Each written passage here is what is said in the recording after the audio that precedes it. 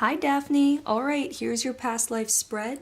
And so what we're going to do is we're going to look at where we are, what you did with the majority of your time, an important day, another important day, the death, and the lesson learned. All right? All right, so let's start. It was interesting because I was getting hits as I was laying it down. And so I want to start here. So this is the island card, and I wish I knew my geography a little bit better because I am getting the name of New Zealand. So I think that's an island. I'm not sure. It could also mean an island feel if that's the case. So keep that in mind. But I feel very much like this is New Zealand, just by the impressions and images I'm getting, which I'll relay to you. And so keep in mind your job is to make connections where you can. Okay, and I'll help throughout the reading.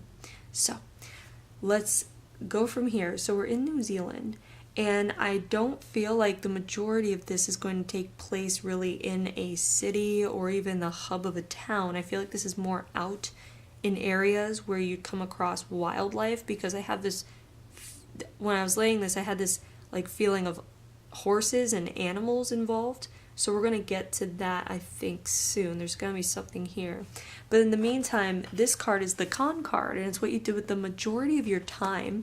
However, it's not always at face value how these cards work. So it doesn't mean you're a con artist per se. It could mean that you struggled a lot and you had to take things where you could get them in order to survive. And I feel like this life is a female life. And at this point, I'm looking at this young female, and she is capable of taking care of herself, but I also feel like she's a bit of a, like, she, a little bit of a Aladdin is in her, where she's got to steal some bread to survive kind of thing. So I feel like that's why we're getting the con card, is because I don't feel like you're in an established job or career or educated in any way. But I feel like there's certain things about you, like you have a charming quality, almost charismatic, and I want to say very pretty, so that it gets you things, so that you can survive, and you utilize it to your advantage. And it doesn't make you a bad person or anything. It just makes you smart, because you're doing what you have to in order to survive. You don't really have any technical skills that can get you a job, nor do I feel like you're someone that kind of wants to work at like go to somewhere every day to work for someone. And I feel like this is almost like this could possibly have been your last life, quite frankly. Like, I feel like this is the 20th century, but it's not so far back where women are wearing like dresses or skirts anymore. I feel like I'm looking at a woman who's walking around in pants, so to speak. So this could very well be your last life, or possibly two back. But yeah, so keep that in mind as far as any qualities that you can connect with this kind of person. So let's go to the first important day. Okay. So this is interesting. So we're seeing there's death in this place, and it's connected with a friend's card. Okay. So I'm just asking to make the connection, show me what's going on, because there's these feelings of disappointment, and this all goes together. And what's happening is there's this story that is in my head, this download of information where you meet someone in town and they offer to, I feel like it's something like this woman, you meet a woman in town and she's older and very capable, and kind of a woman who is like a hunter or someone out in the, what's it called, like the bush, someone out in, they live out. Like, I feel like there's a ranch, like she owns a ranch and there's animals, and she keeps up a living that is very away from civilization, but she comes in sometimes for things she needs. And I feel like you two happened upon each other, and you went back with her to help her. It seemed like a good prospect for you. You were kind of done with this town or city that you're in anyway. And I feel like this is the kind of thing where she has a wagon that's led by like a horse or something. So it's like that time period too. Like, I don't see a lot of vehicles here. I see just a lot of, it's not primitive either. It's just that it's kind of like a ho-hum kind of place, and not hugely technological, not very progressive. and nor is it like very backwards. It's just kind of like an old-fashioned-y place, and I just see what's happening is she's taking you back to where she lives, and you're helping out with the animals. So in this life, if you have a connection with horses or animals, farm animals of some sort, if that makes sense, maybe you even like cows and pigs kind of thing, keep that in mind. It would stem from here. You spent a lot of time investing your time here, and I want to say you were here a good, like, at least a year before this day occurs, and I feel like the old woman dies, and I feel like she just passes from a heart attack or something very natural where you find her and she's passed. And this is the kind of place where nobody really comes out to her, because she's the kind that kind of makes her own living. Like, if she has to, she will kill a pig for the meal, so to speak. And you've learned from her, but you also have these innate survival skills anyway, where blood doesn't really bother you and killing for necessity doesn't really bother you like it would, like it wouldn't bother a hunter who hunts to feed his family. So keep that in mind too. You might be someone who does what's necessary in order for you and your family to survive, if that makes sense. Maybe you're someone that learns how to cut off a certain depth of emotion at some point in order for your survival to kick in, if that makes sense. And if not, that's okay, but keep that in mind. So we're feeling feelings of disappointment unlike you've had, because you're not someone that connects with people in this life. You're not someone that has relationships. I have the feeling almost like you're a runaway. I feel like it was almost like an abusive childhood and you just ran away and you left them behind. So in this current life, because we choose our parents, you could have actually chosen parents that were very loving towards you. So you could have the childhood you didn't have here. At the same time, you could have chosen, you might have experienced the same situation here, because sometimes lifetimes leak over and we tend to kind of bring it with us. So keep that in mind. All right. So on this day, you find her, she dies, and I feel like you do the first kind of respectful thing towards another human being, which is bury her and kind of have a moment of silence. And you don't know the process of prayer, so to speak, but you give that moment of silence of honor for this woman. And I feel like she changed your life in a big way. There's something about your soul grew from what you learned and allowed in from her. All right, even though she wasn't even very emotional, but she was a good, solid, good-hearted woman, and she in turn passed some of that on to you. All right, so what happens here? Okay, so what I feel like what happens is I also feel like this con card is playing in here in a way, because you take over her ranch, and it's what she wanted or would have wanted, and you know that, so you don't feel bad about it. You don't feel like you're taking anything, but you kind of assume her identity in a way. You just take over where she left off. And this is a happy existence for you. Even though you miss her, you feel right in this role, taking care of the animals and the land. You might, in this current life, you might have a connection to vast expanses of land, like you would find on a ranch kind of thing.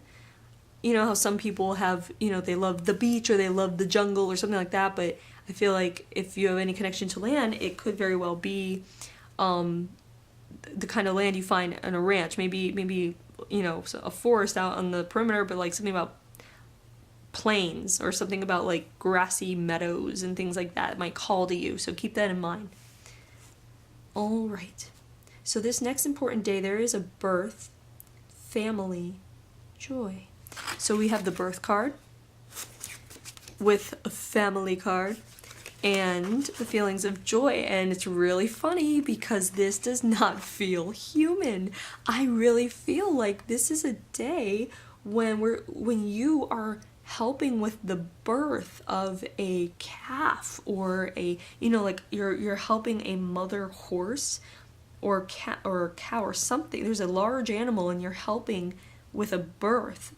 And it's almost like you need to help because there's an issue, like it's maybe it's twisted up in there, or there's an issue where you're needed, and you witness this birth, you help with the birth, and I feel really strongly that you make these animals your family, because I feel like the rest of your life you don't really allow for much human contact. You go into town just like she did. In fact, you tell people, oh, she sent me. So there's no one's coming after you, so to speak.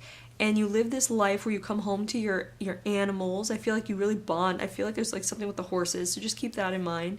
And a feeling of joy unlike you've ever known. And there's so much about feeling this joy in this simple life. You're not on the run anymore. You feel like you can settle down finally, and there's so much joy in that simple task of settling down and just living your life.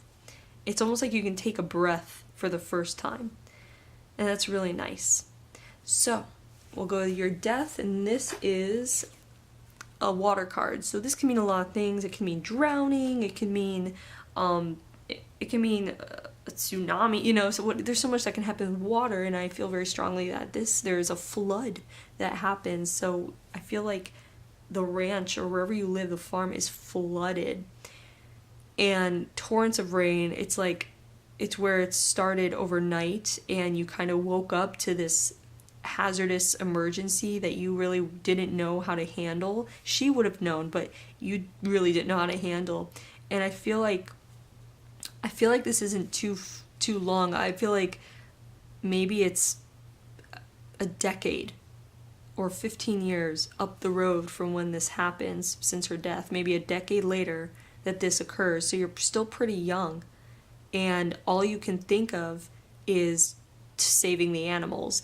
And so that's how you die, is you die trying to get the animals out to safety.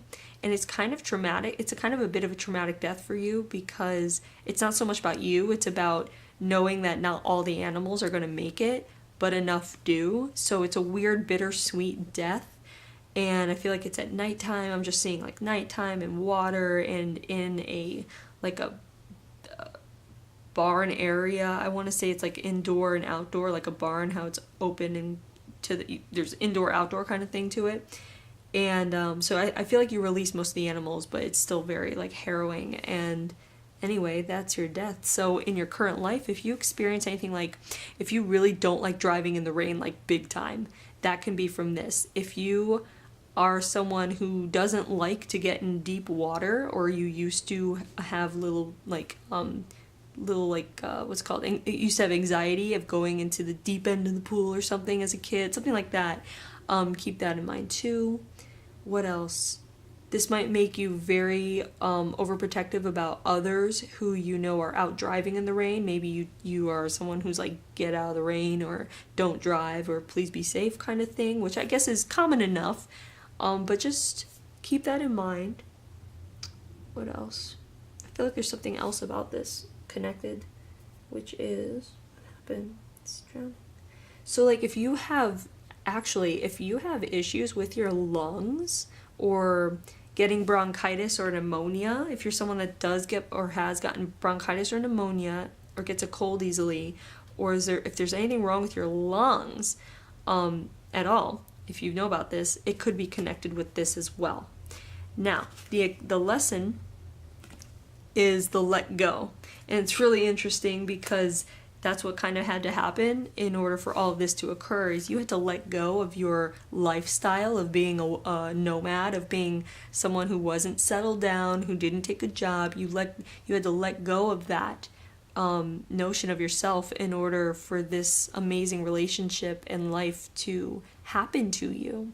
And then you also, that continues, because you have to let go of who you were before, someone who wasn't responsible, to someone who was breeding, who was helping birth someone that they considered part of their family. You had to let go and do the task that you had to do at the moment. So there's a lot of letting go that I see in this life. You also had to let go of your own life in order to save others. So it's really interesting, because I feel like that's where it mainly happened, was the let go card, was you let go of yourself for others, this very sacrificial thing, which is an amazing thing for your soul, is the learning like to sacrifice yourself for the life of others. You saved so many lives, even though they weren't human. It doesn't matter, everyone has a soul. So you saved so many lives and gave up your own for that. happily. And not many people can say they would do that. So this is really a great lesson, and you learned it.